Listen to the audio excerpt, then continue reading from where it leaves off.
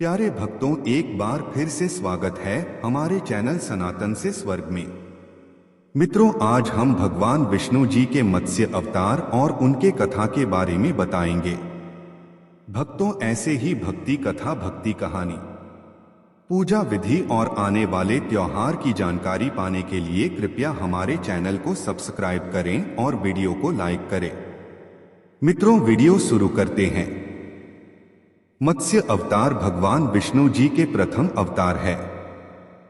मछली के रूप में अवतार लेकर भगवान विष्णु ने एक ऋषि को सब प्रकार के जीव जंतु को एकत्रित करने के लिए कहा, और पृथ्वी जब जल में डूब रही थी तब मत्स्य अवतार में भगवान ने उस ऋषि के नाव की रक्षा की। इसके पश्चात ब्रह्मा ने पुनः जीवन का निर्माण किया। एक दूसरी मान्यता के अनुसार के राक्षस ने जब वेदों को चुराकर सागर के अथाह गहराई में छुपा दिया, तब भगवान विष्णु ने मत्स्य अवतार धारण करके वेदों को प्राप्त किया और उन्हें पुनः स्थापित किया। आइए जानते हैं मत्स्य अवतार के कथा के बारे में।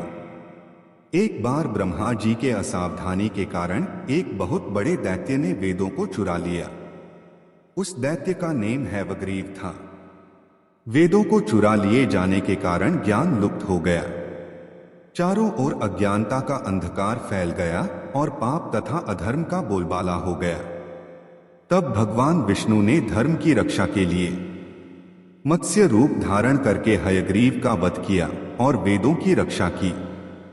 भगवान ने मत्स्य का रूप किस प्रकार धारण किया, इसकी विस्मयकारिणी कथा इस प्रकार है। कल्पांत के पूर्व एक पुण्यात्मा राजा तप कर रहा था। राजा का नाम सत्यव्रत था। राजा पुण्यात्मा तो था ही, बड़े उदार हृदय का भी था। प्रभात का समय था। सूर्योदय हो चुका था। सत्यव्रत कृतमाला नदी में स्नान कर रहा था।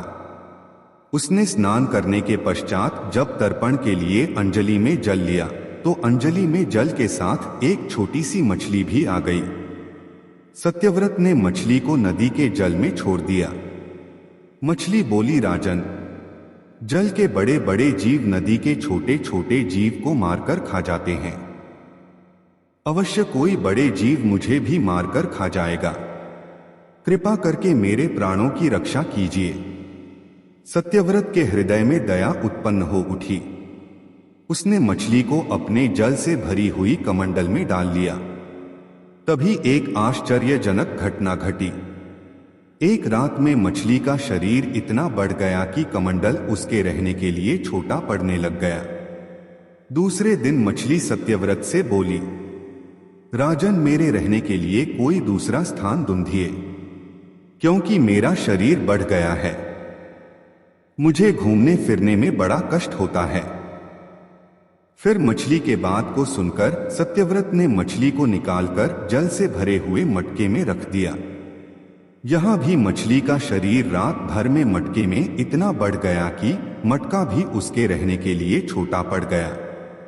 दूसरे दिन मछली पुनः सत्यव्रत से बोली, हे राजन, मेरे रहने के लिए कहीं और प्रबंध कीजिए, क्योंकि मटका भी मेरे रहने के लिए छोटा पड़ रहा है। तब सत्यव्रत ने मछली को निकालकर एक सरोवर में डाल दिया, किंतु सरोवर भी मछली के लिए छोटा पड़ गया। इसके बाद सत्यव्रत मछली को नदी में फिर समुद्र में डाल दिया। आश्चर्य, समुद्र में भी मछली का शरीर इतना बढ़ गया कि उसके रहने के लिए वह भी छोटा पड़ गया। आठ मछली पुनः सत्यव्रत से बोली, है राजन, यह समुद्र भी मेरे रहने के लिए उपयुक्त भी नहीं है। मेरे रहने के लिए व्यवस्था कहीं और कीजिए। अब सत्यव्रत विस्मित हो उठा। उसने आज तक ऐसी मछली कभी नहीं देखी थी। वह विस्मय भरे स्वर में बोला, मेरी बुद्धि को विस्मय के सागर में डूबो देने वाले आप कौन हैं? मत्स्य रूपधारी श्री हरि ने उत्तर दिया, हैवग्रीव नामक दैत्य ने वेदों को चुरा लिया है।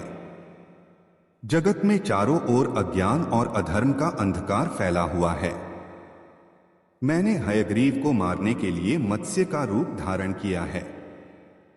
आज से 7वें दिन पृथ्वी प्रलय के चक्र में फिर जाएगी। समुद्र उमड़ उठेगा, भयानक वृष्टि होगी। सारी पृथ्वी समुद्र में डूब जाएगी।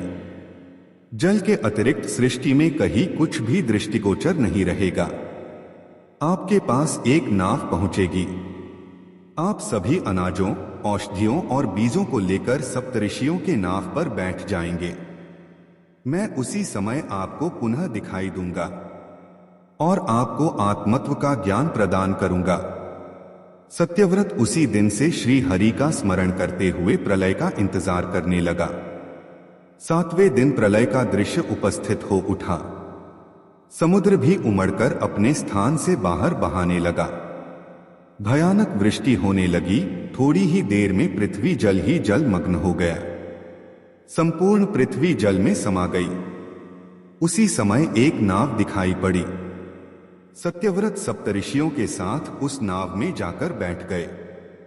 उन्होंने नाव के ऊपर संपूर्ण अनाज और औषधियों के बीजों को भर दिए। नाव प्रलय के सागर में तैरने लगी। प्रलय के उस सागर में नाव के अतिरिक्त कहीं कुछ भी नहीं दिखाई दे रहा था। सहसा मत्स्य रूपी भगवान प्रलय के सागर में दिखाई पड़े। सत्यव्रत और सप्तऋषि गण भगवान की प्रार्थना करने लगे। भगवान से आत्मज्ञान पाकर सत्यव्रत का जीवन धन्य हो उठा। वे जीते जी ही जीवन मुक्त हो गए। प्रकोप शांत होने पर मत्स्य रूपी भगवान ने हयग्रीव को मारकर उससे वेद छीन लिए।